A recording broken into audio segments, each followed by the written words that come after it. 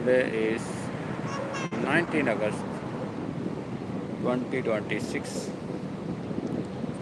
19 August 2026, and we are live from Dubai International.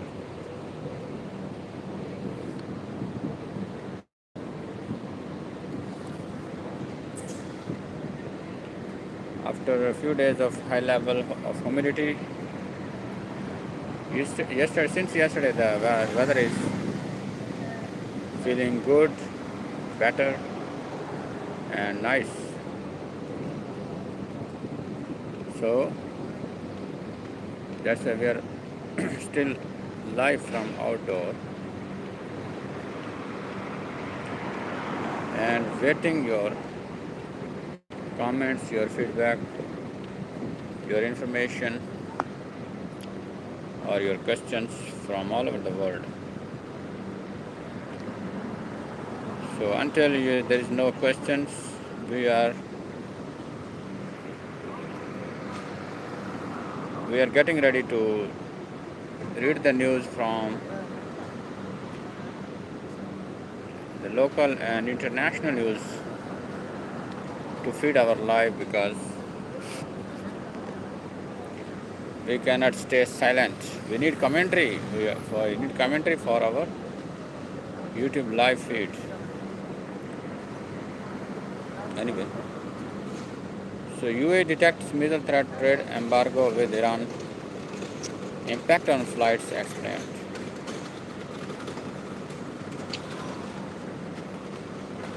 Yemen warns Houthis planning to seize. What is this? Live. Yemen warns Houthis planning to seize Bab al-Mandab coast. Yemen warns Houthis planning to seize Bab al-Mandab coast. What is this? UK adds 7 new designations under Iran sanction regime. Houthis say group targeted 8 Saudi tankers since July 20. Iran officials say US faces dilemma over war. Iran's parliament speaker hails a new order in region.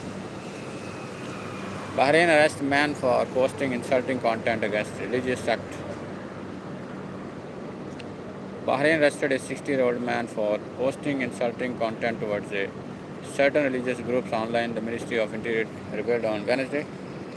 The arrest comes at a time when the country has tightened monitoring and legal action against such individuals, especially due to a regional escalation. The man was found guilty of misusing social media and using public insults towards symbols revered by the sect.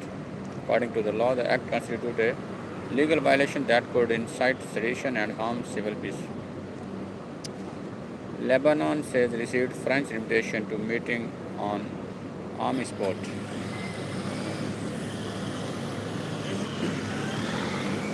Lebanon said on Wednesday it had received an invitation from France for a meeting to prepare for an international conference on support for the Lebanese army, an event postponed by the Middle East war.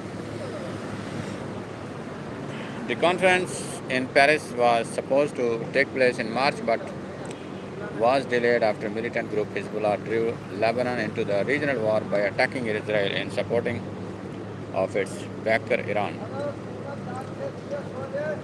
Lebanon said in a statement that President Joseph Aoun had received from the French charge d'affaires in Lebanon a letter from French President Macron that included an invitation for Lebanon to participate in preparatory meeting to be held in Paris on September 17, next month.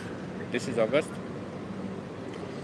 Aoun thanked Macron for invitation, praising the constant interest he shows towards Lebanon and its national institutions, foremost among them the army and the internal security force.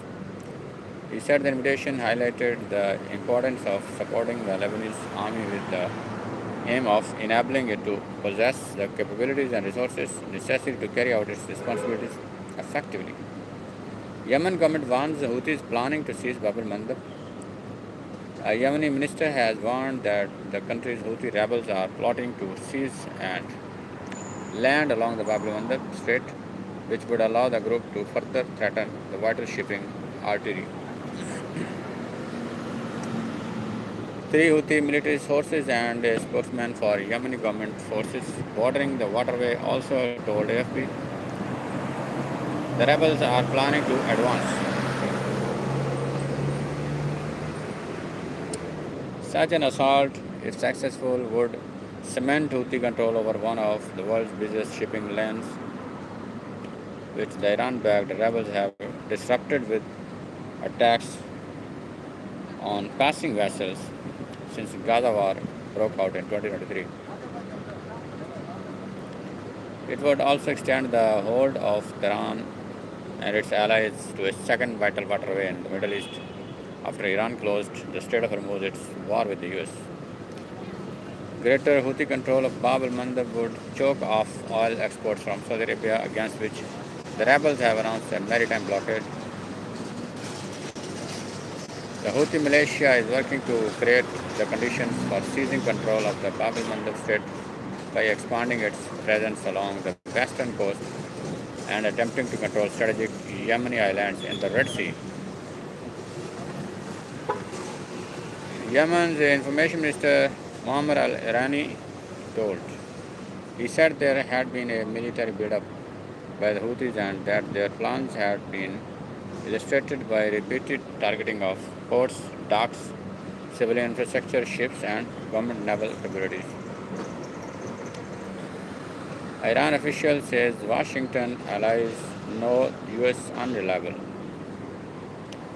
Iran's foreign ministry spokesman said on Wednesday that countries in the region had a view to the US military presence in West Asia as a source of insecurity. Ismail Bakai said Washington's allies had also concluded that the US was unreliable. He stated that descriptions of Iran as a supporter of terrorism, human rights violator, and religious dictatorship had been used to justify sanctions and war against the country.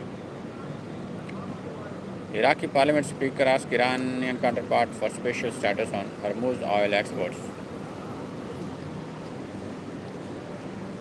Iraq's parliament speaker Abad al-Busi called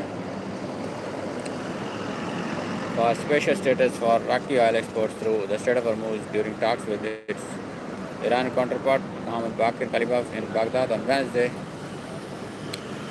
NATO is prepared to address any threat. NATO is prepared to address any threat and will always do what is necessary to defend allies.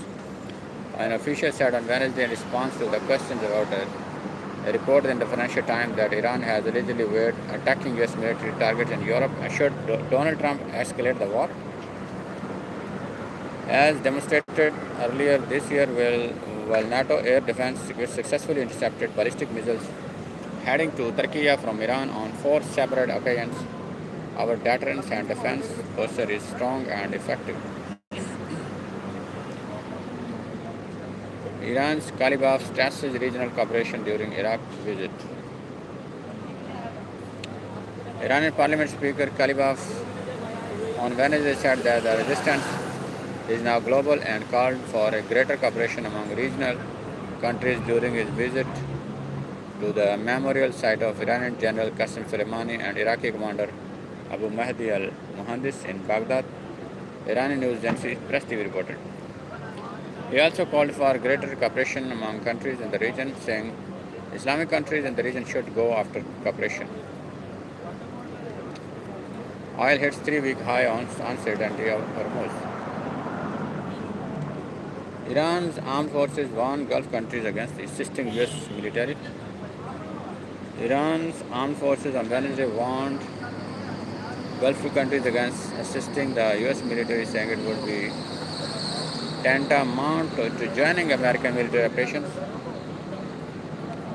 We wish to warn that any assistance or facilitation provided to the aggressor US military amounts to participation in the US military operation, Armed Forces Chief of Staff. UAE top diplomat denies rumors of labor agency cancellation, providing financial facilities to Iran. South Korea minister says Trump appears to be pressuring Seoul over Iran. This is Khalid Times.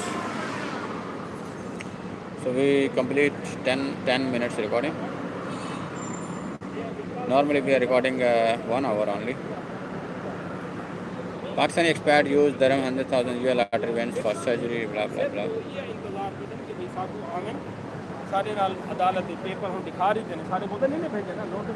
New rail to road car rental service. Okay, let's see the Gulf news. Another official newspaper from UAE and Dubai. भाई साहब थोड़ा सा US-Iran conflict, what UAE residents need to know. Iran warns Gulf states against assisting US forces. Trump squeezes Iran, Tehran vows offensive. Let's see this news. What's next in Iran war? Trump ends talks, tightens the squeeze as Tehran vows to break US naval blockade.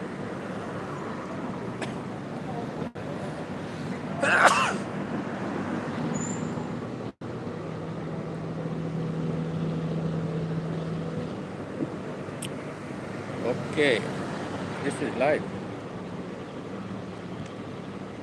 We want to read this news. This is nearly 6 months into the war. Donald Trump appears to be settling on a new strategy for Iran. Stop chasing an elusive diplomatic breakthrough, maintain economic and naval pressure, and wait for Tehran to bend.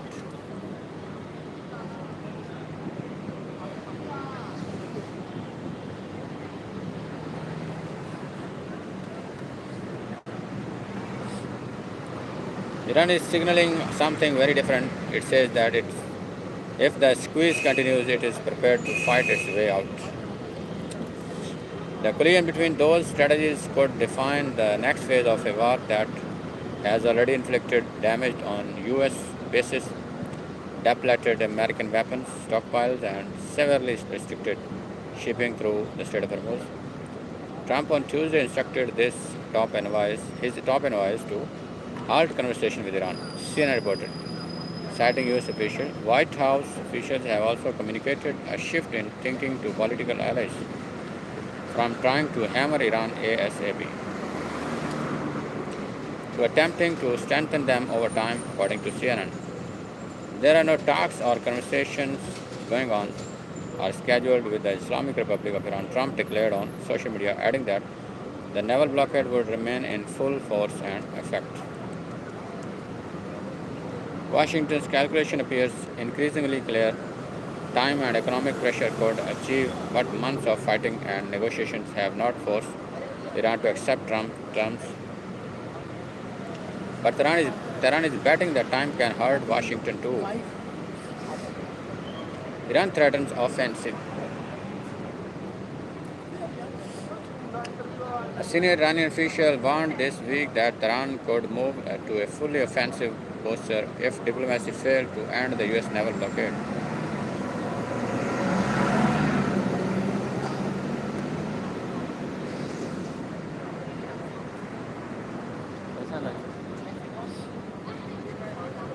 Iran was prepared to launch a timely and precise military attack to break the blockade. सही है पूरा पसीना पसीना आ गया tissue मार लेगा आज तो हवा है आज तो है मौसम अच्छा है उधर एसी में जाओ थोड़ी देर 3 moves shaping what comes next. Trump tighten the squeeze. Talks are on hold. The naval blockade remains and further economic pressure is expected. Washington hopes sustained pressure will eventually force Tehran back to the table on the US terms. Iran, break the squeeze. Tehran has threatened a fully offensive posture and military action to break the US blockade if diplomacy fails. Hormuz remains severely restricted. Pentagon, reduce exposure. The US is studying whether some forces should be moved away from vulnerable Gulf bases, potentially allowing Washington to maintain pressure while presenting Iran with fewer concentrated targets. The risk. Both sides believe time is working against the other. If neither backs down, the attempt to increase leverage could trigger another round of escalation. That warning complicates Trump's strategy. A prolonged squeeze carries the risk that Iran will respond not by conceding but by escalating. The Strait of Hormuz remains at the heart of the confrontation. Trump says the waterway is open and operating, but traffic remains severely restricted. Iran insists it will not fully reopen until Washington meets the conditions. That has produced a dangerous test of endurance. Washington believes pressure will eventually force Tehran to compromise. Tehran believes disruptions and the threat of military escalation can force Washington to move first. America's clock is ticking too. The US says it can maintain the naval blockade for an extended period and is preparing further economic pressure against Iran. That offers Trump an alternative to another massive round of strikes, tighten the economic noose and weight, but America faces pressure of its own. The Pentagon estimates the war will cost about $37.5 billion by the end of September, excluding reconstruction of damaged bases. US forces have also used more than 1,000 advanced air defense interceptors, reducing stocks of Patriot and terminal high-altitude area defense missile. Ships and personnel have endured unusually long deployments. The question therefore cuts both ways. Can Washington sustain the squeeze longer than Tehran can withstand it? Pentagon thinks Gulf footprint. Pentagon rethinks Gulf footprint. There are signs the Pentagon is already reconsidering how American forces should be positioned for a prolonged confrontation. The Pentagon is evaluating whether to reduce the U.S. military presence in the Arabian Gulf after Iranian attacks exposed the vulnerability of American bases, the Washington Post reported. The assessment is preliminary, and Defense Secretary Pete Hegseth has not ordered a formal review. A senior Pentagon official called it prudent planning. U.S. Central Command normally stations about 40,000 troops at nearly 20 sites across the region, with some of America's largest Middle East bases concentrated in the Gulf, but those fixed installations have proved vulnerable. 6 American service members were killed in a March strike on Port Shuaibah in Kuwait. 4 more were killed in an Iranian attack on Jordan last month. More than 200 U.S. facilities have been damaged or destroyed during the conflict, according to an earlier Washington Post report. Admiral Bradley Cooper, head of Central Command, supports discussions about potentially moving some forces westwards from Gulf. Possible locations including Jordan, Israel, and Saudi Arabia's Red Sea coast. Such a move would not necessarily amount to an American withdrawal. Instead, Washington could disperse troops and equipment while maintaining its ability to pressure Iran. Two sides waiting for the other to break.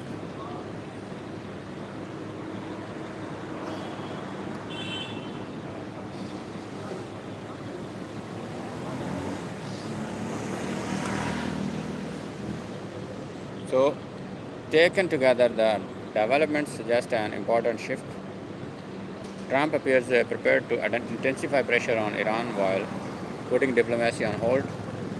At the same time, the Pentagon may seek to make American forces less vulnerable to Iranian retaliation. Iran, however, is warning that it will not simply absorb that pressure. Trump believes sanctions and blockade will eventually leave Tehran little choice but to negotiate. Iran believes the U.S. faces its own limits, military costs, depleted weapons stocks, and political pressure to end the war. Neither side, therefore, sees an urgent reason to concede. It is precisely the kind of prolonged stalemate the UAE has warned against. Dr. Anwar Gargash, diplomatic advisor to the UAE president, has said a no peace, no war situation is not sustainable, stressing the need for diplomacy and a political solution. That makes the next phase potentially more dangerous. Washington's strategy depends on Iran's enduring the squeeze long enough to change course. Tehran is now explicitly warning that it may instead use force to break it. The question is no longer simply whether Trump and Iran can reach a deal. It is which side can endure the other's pressure longer, and what happens if Iran decides it cannot afford to wait. Okay.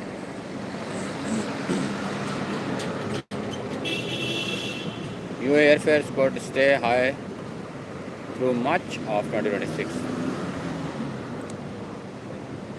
When does US summer end and when will it get cooler? Wow, this is news for us. This is our favorite news. Is the worst of UAE summer behind us? The key dates explained. Meteorological summer ends August 31. So August 31 is just almost 10 days away. Meteorological summer ends August 31, while astronomical summer lasts to September 23.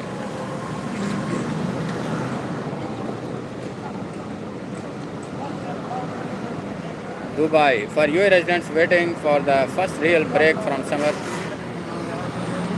the answer depends on which calendar you follow and whether you mean the official end of the season or the point when the most intense heat finally begins to ease. Astronomically, summer will continue until September 23 when autumn equinox occurs and the sun crosses the equator heading south, according to Ibrahim Al-Jarwan, chairman of the Emirates Astronomy Society and a member of the Arab Union for Astronomy and Space Sciences. Meteorologically,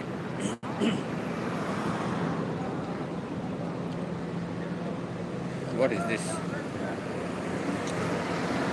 Meteorologically, however, summer runs from June 1 until August 31 each year, based on the seasonal calendar used to track average temperature patterns.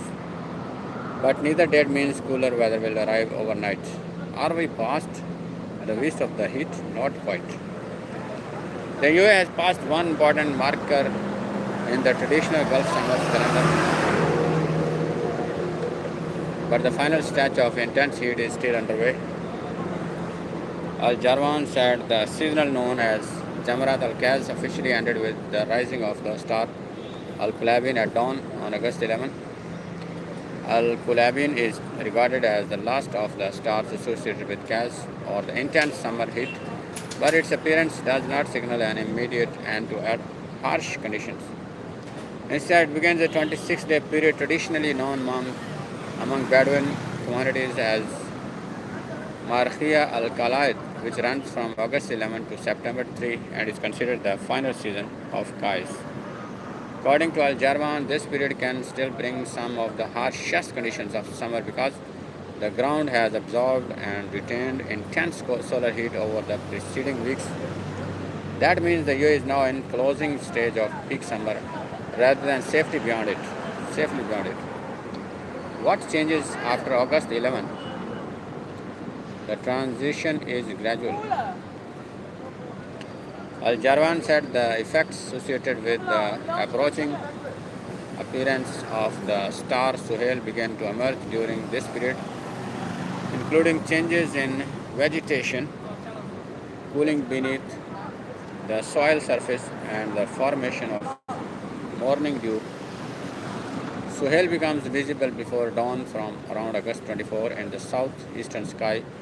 Traditionally, its appearance has been regarded across the Gulf as a sign that the fiercest summer heat is beginning to break.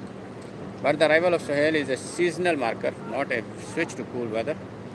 Temperatures remain high while humidity can become more noticeable and morning fog and dew more frequent. Desert areas may also begin to experience somewhat milder nights as the seasonal transition progresses. Why does the late summer feel different? Before the start of summer, Al-Jarwan divided the UAE season into two broad phases. The first runs from June 21 to August 10 and is generally characterized by dry conditions, active winds, and average daytime temperatures of about 41 degrees centigrade to 43 degrees centigrade, with nighttime average of around 27 degrees to 31 degrees centigrade. During this period, the summer al-Barrah winds, predominantly northerly and northwesterly, can stir dust and move sand dunes. Hot and dry simoon winds can also occur, while heat waves may push temperatures at least 3 degrees above normal for several consecutive days and nights in some locations above 50 degrees. The second phase begins on August 11 and continues until the autumn equinox on September 23. Temperatures remain high, but the character of the weather changes as greater amounts of moisture move into the region. The humid Alcos winds become more active, helping to encourage the development of convective clouds over the Hajar Mountains and surrounding areas. These clouds can bring summer thunderstorms and rain, locally known as Al-Rawai. So while late August marks progress through the summer calendar, it can also bring a more uncomfortable combination of high temperatures and humidity. When does summer officially ends? There are two useful answers. Under the meteorological definition, summer ends on August 31. This system divides the year into fixed 3-month season based broadly on annual temperature cycle. Astronomical summer lasts longer, ending on September 23 with the autumn equinox.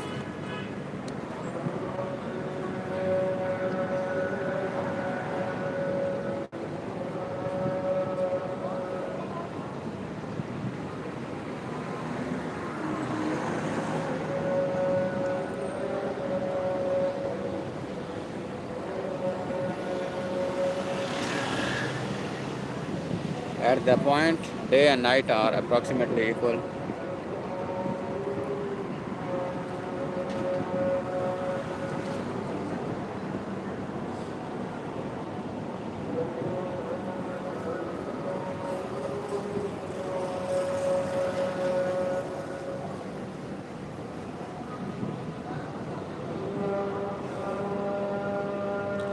What about Suhail? For generations in the Gulf, Suhail has provided a more practical seasonal marker than a date on a calendar. Its appearance around August 34 is traditionally associated with the beginning of the gradual weakening of the severe summer heat. That does not mean residents should expect cool days from late August. Instead, the changes unfold over weeks.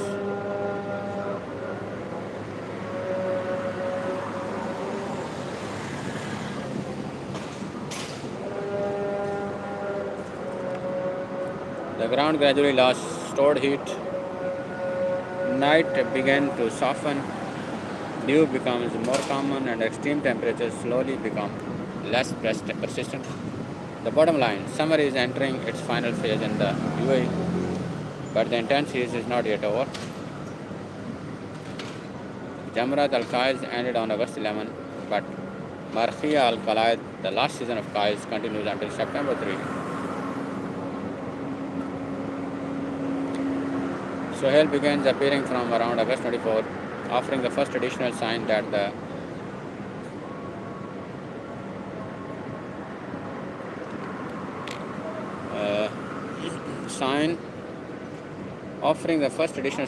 severe heat is beginning to weaken. Meteorological summer ends on August 31, while astronomical summer continues until September 23. So the UAE is moving towards autumn.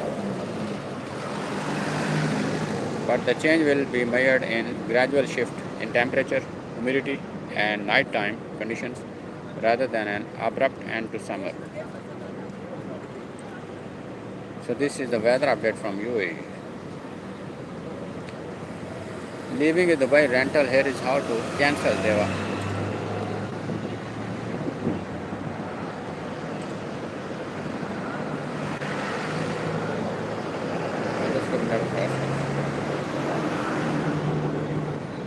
Dubai's biggest events coming through December. After August, September, October, November and December.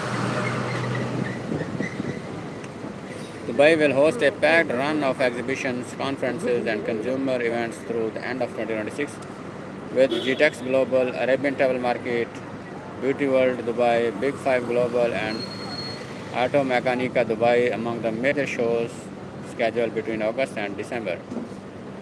Dubai World Trade Center has released its calendar for the remainder of the year, covering events at both Dubai World Trade Center and Dubai Exhibition Center at Expo City. The program spans technology, tourism, property, healthcare, energy, construction, automotive, education, food and beverage, sustainability, and consumer goods. August closed with healthcare. What is this?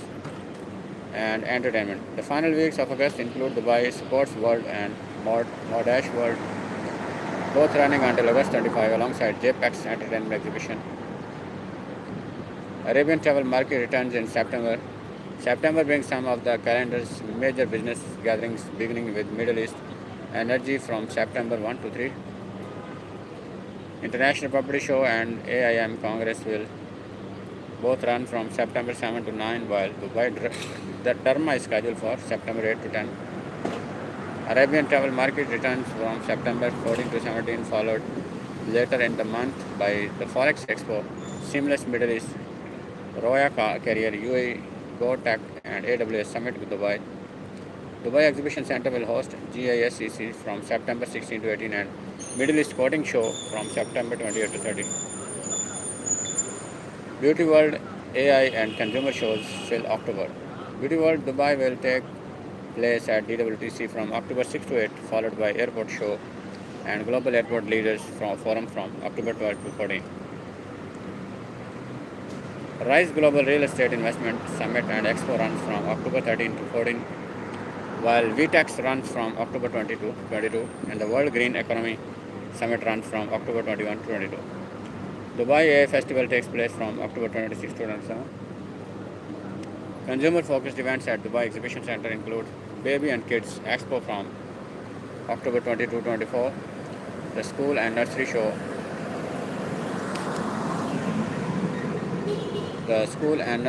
from October 24 to 25, and Jewelry, Gem and Technology in Dubai from October 27 to 29. Dubai Muscle Show and Active Show will run from October 30 to November 1. Jalfar said,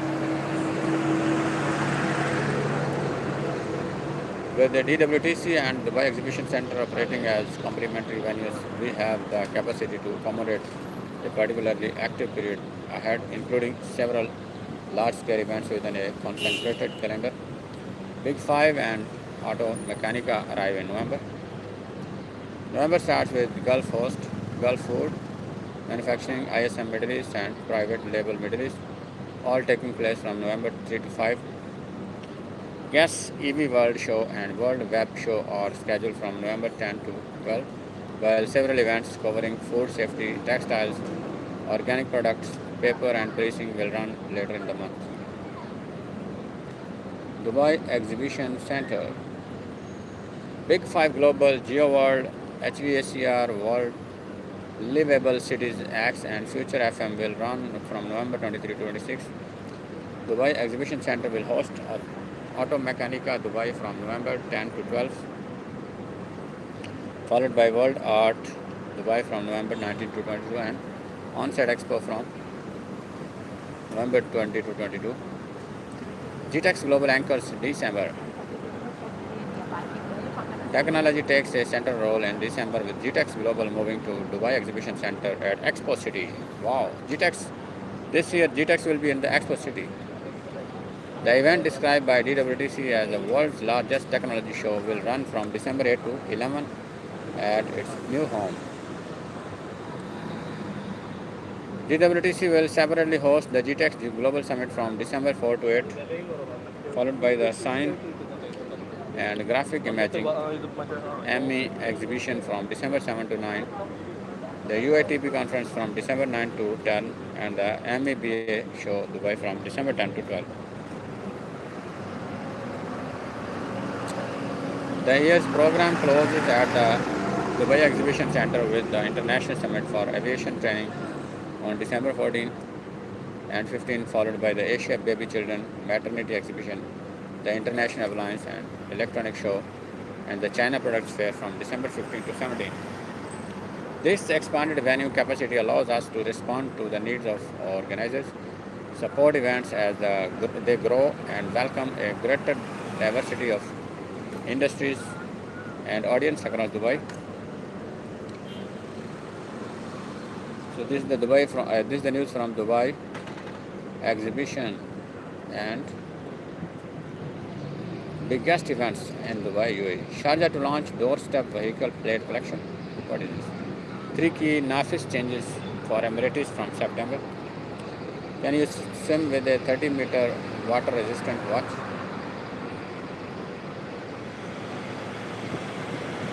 Dubai checks 800 stores ahead of back-to-school rush. How Google's Pakistan move could fuel a jobs boom. Let's see this news.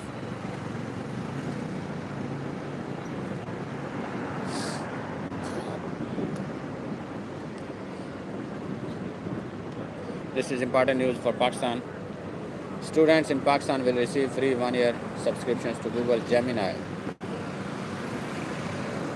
Google has opened its first office in Pakistan, deepening its decade-long investment in the country as the technology giant seeks to support Pakistan's ambitions to become a $30 billion IT export hub.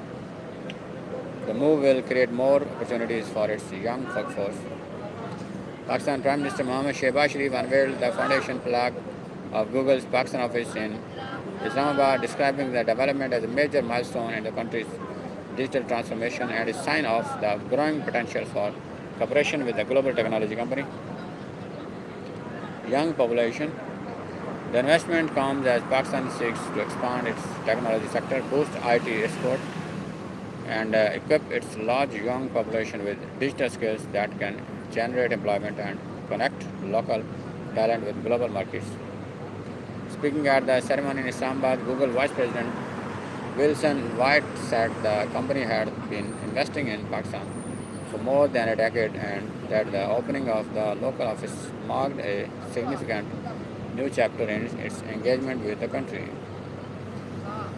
White said Google's activities had contributed more than 3.9 trillion rupees to economic activities involving Pakistani business and households over the past 10 years, while supporting more than 960,000 jobs, almost 1 million jobs. 960,000. He stressed that the figures represented only the beginning of Google's contribution to Pakistan. We are committed to Pakistan's IT exports goals, White said, outlining 3 areas of focusing investment in Pakistani people, manufacturing and infrastructure linked to hardware exports and local business. Skilled investment.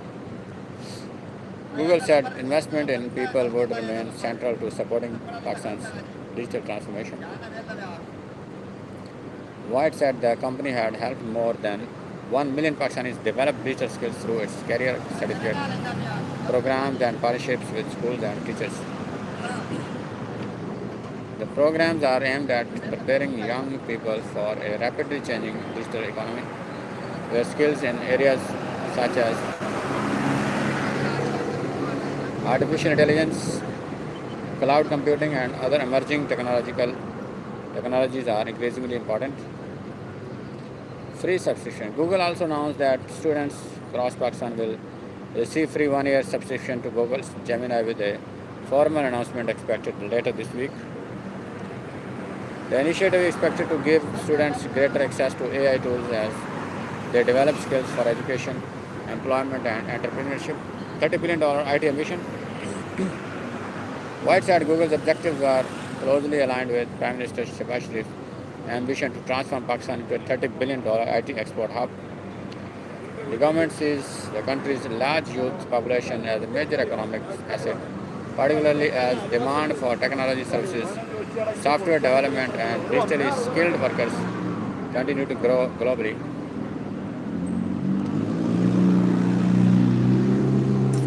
Prime Minister Sharif said Pakistan was undergoing a major digital transformation across governance and other sectors, creating an opportunity to use technology to improve economic prospects for its young population.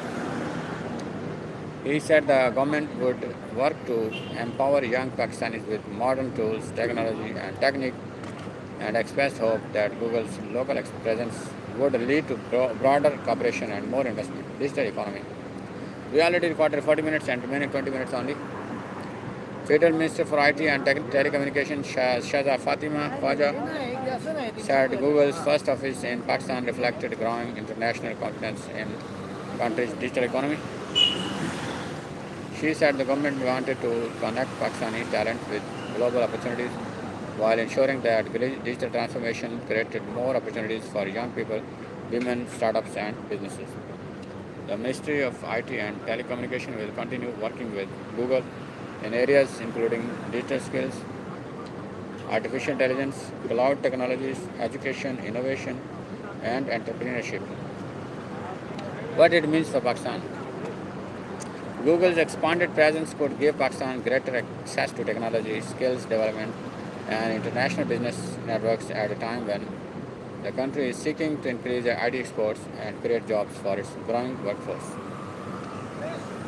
Beyond the direct employment linked to the company's operations and programs, the technology giant investment in skills, local business, and hardware-related infrastructure could help Pakistani companies and workers participate more effectively in global digital markets. For Pakistan, the opening of the office, therefore, represents more than the arrival of a major global technology company. It signals an effort to build a broader digital ecosystem in which skills, investment, and entrepreneurship and technology-driven employment can contribute to economic growth. The Prime Minister said the AFRiCA&ASiA marked the beginning of a long-term partnership, expressing hope that the cooperation between Pakistan and Google would continue to expand in the years ahead.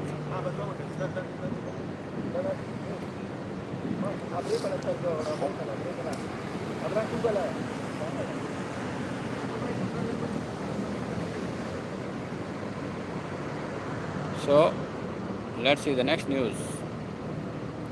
We are just going to close after more 15 minutes. Dubai checks 800 stores, blah blah blah. US school plan adds AI elective for grades 11-12. Tamil Nadu extends 365-day maternity leave to third child. 365-day maternity leave? What the hell? Kuwait bans energy and spiritual healing practice. Kuwait bans energy and spiritual healing practice. What is this? India beats Pakistan and reach Hockey World Cup second round. 13 Onam Sadhya to try in Dubai.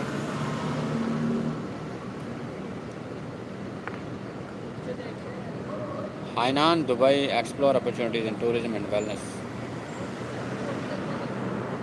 Education strengthens ties between Hainan and the UAE.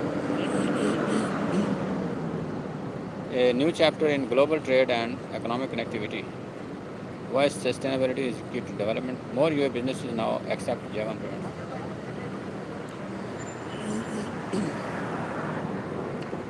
A new chapter in global trade and economic connectivity.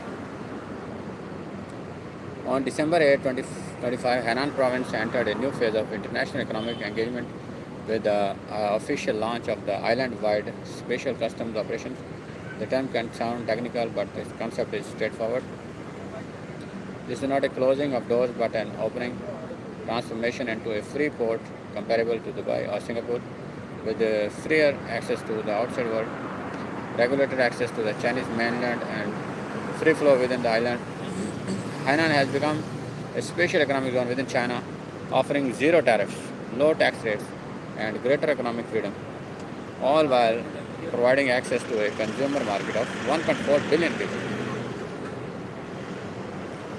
Corporate tax rates are significantly lower, encouraged industries that are registered and substantially operating in Hainan pay corporate income tax at 15% compared with the national standard of 25%. High-end and urgently needed talents are exempt from individual income tax on the portion exceeding 15% of their actual tax eligibility. Under the new framework, eligibility, individuals are subject to a progressive tax rate of 3 to 10 or 15% on comprehensive income and business income. Production equipment, operational vehicles, and raw materials for business use are essentially tariff-free under a negative list management system for oil and gas equipment, chemical plants, and aviation components entering Hainan. This translates into significantly lower cost. A particularly attractive provision applies to manufacturers industrial products processed in Hainan using importer materials with a local value added portion reaching or exceeding 30%. Enter the Chinese mainland tariff free. This policy holds special appeal for energy and chemical companies, agriculture processors, and jewelry and food manufacturers. The Middle East is already a global center for oil and gas. Hainan can serve as a trade, warehousing, processing, distribution hub for Middle Eastern oil, gas, and chemical production entering China and the wider Asia Pacific region. Imports to Hainan are tariff free.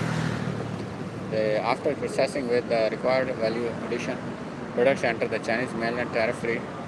The island offers itself as a value added processing base for access to one of the world's largest consumer markets.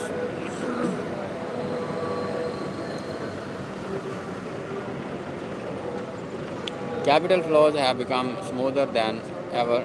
Hainan electronic fence accounts facilitate cross-border settlement, investment, and fund transfers. The province also operates QFLP and QDLP programs, enabling two-way investment. For Middle Eastern Sovereignty Wealth Fund, family offices, and corporate groups, establishing investment entities in Hainan means enjoying the 15% corporate tax rate and benefiting from tax exemptions on qualifying overseas direct investment income. Whether the objective is investing in the Chinese mainland or making global asset allocations, the island offers exceptional convenience. Hainan is positioning itself as a bridgehead for Middle Eastern capital entering China and the broader RCEP markets. Aviation policy adds another dimension. Hainan has opened its seventh freedom traffic rights, allowing foreign airlines to operate routes from Hainan to third countries outside China. This presents a strategic opportunity for Middle Eastern carriers such as Emirates and Qatar Airways.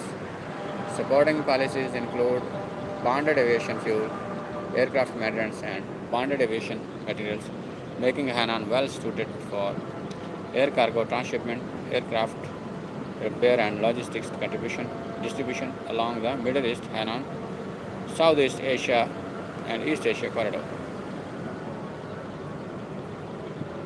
For Gulf businesses, Hainan's special custom operations are still in their early stages. The policy window is opening. The invitation is straightforward. Come and see for yourself. Consider how your resources might combine with Hainan policies and assess the potential of a partnership that could prove exceptionally rewarding. This episode is part of caravans, dhows, and coconuts, the Silk Roads across land and sea, a series exploring the evolving ties between Hainan province and the UAE through culture, education, agriculture, technology, and trade. So we are almost 10 minutes away from closing our live. Pay it launch send now, pay later for global transfers. Aramco and Ma'aden target mining zone covering 10% of Saudi. It helps passengers can now book flights with Jaiwan.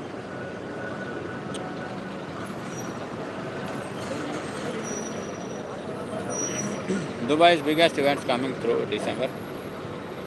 Dollar hovers near lows with Fed in focus. UAE watch list. Outer Banks, Khalifa, and more. Govinda, Sonita, Ahuja call of divorce. Happy news. 13 Onam Sandhyas.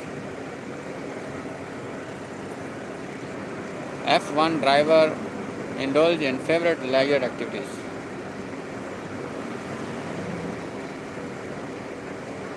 India beat Pakistan, reach Hockey World Cup second round. So this is the Gulf news. Now we are going to Galaxy S27 cameras. Sony censored could change it all.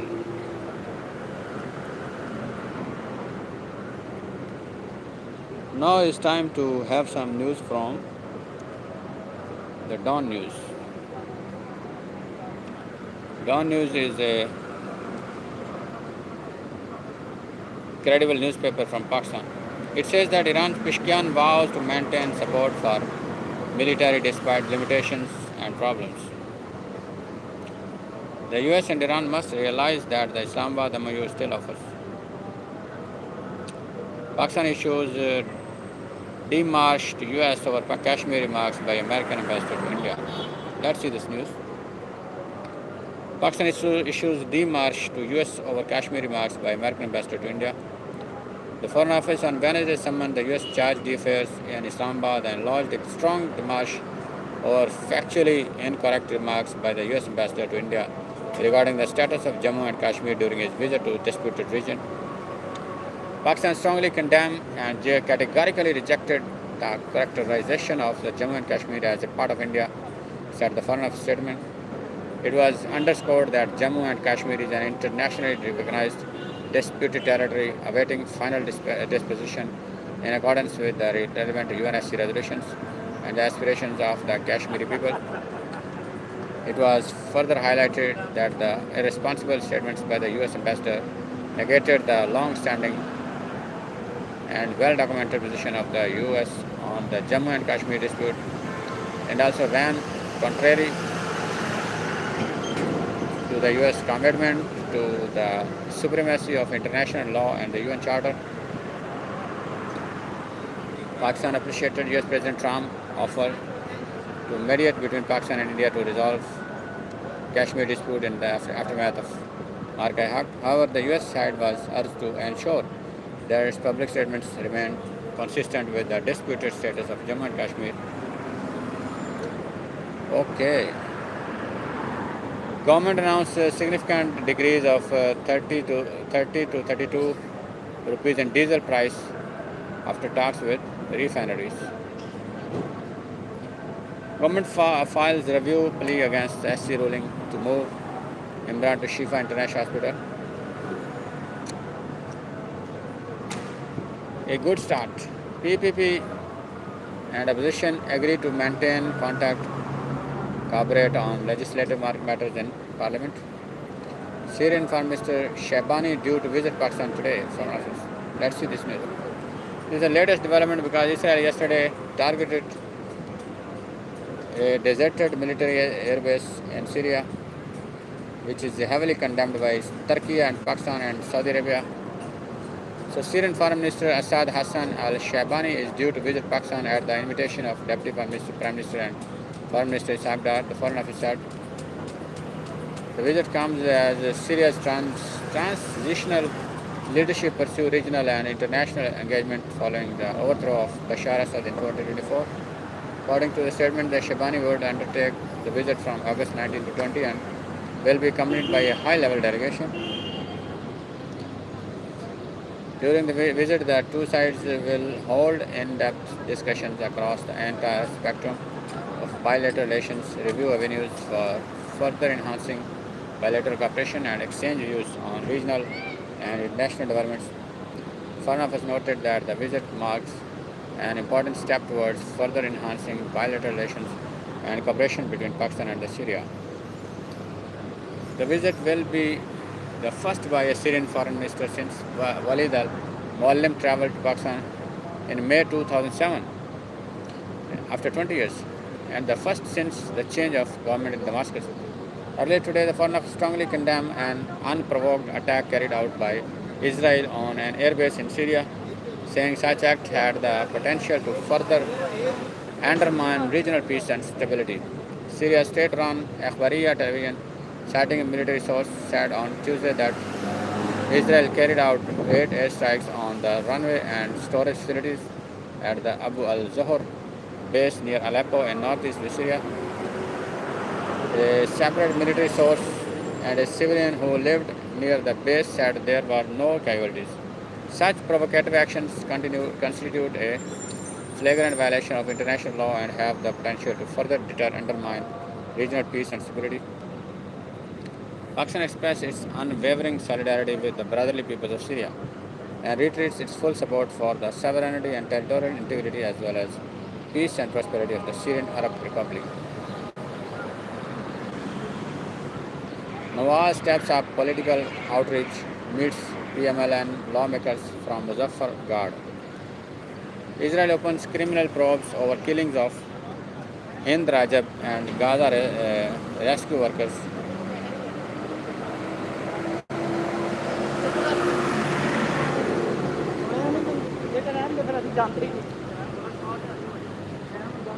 So this is the Dawn News.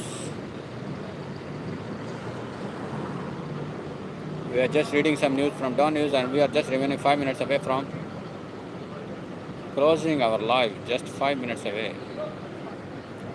So let's see some news from Turkey. It says that Israeli drone strikes on Gaza cafe killed 6 Palestinians and child. Netanyahu turns on Turkey as election pressure mounts, experts say. Experts say Netanyahu is increasingly portraying President Erdogan and Turkey as external threats as he seeks to consolidate his political base ahead of Israeli elections, while tensions over Syria and military dimension to the growing rivalry.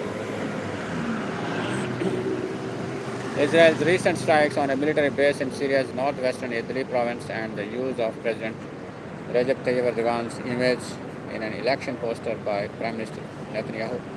Likud party hearing the slogan, "They want Netanyahu to lose," are seen by experts as signs of the growing political and strategic pressure Netanyahu is facing.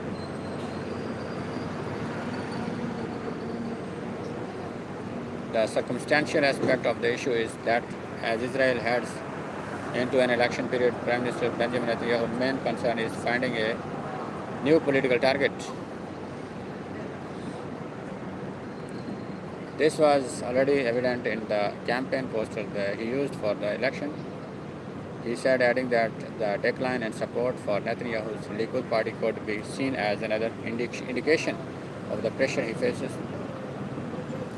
As Israel's October 27 election approach, political parties have stepped up their campaigning. A new election poster displayed by PM Netanyahu's Likud party on a billboard in Tel Aviv features image of Turkish President Tayyip Erdogan alongside Iranian leader Mustafa Khamenei, Hezbollah Secretary General Naim Qassem, and New York Mayor Zohran Mamdani.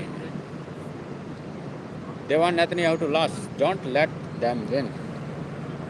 What the hell is this?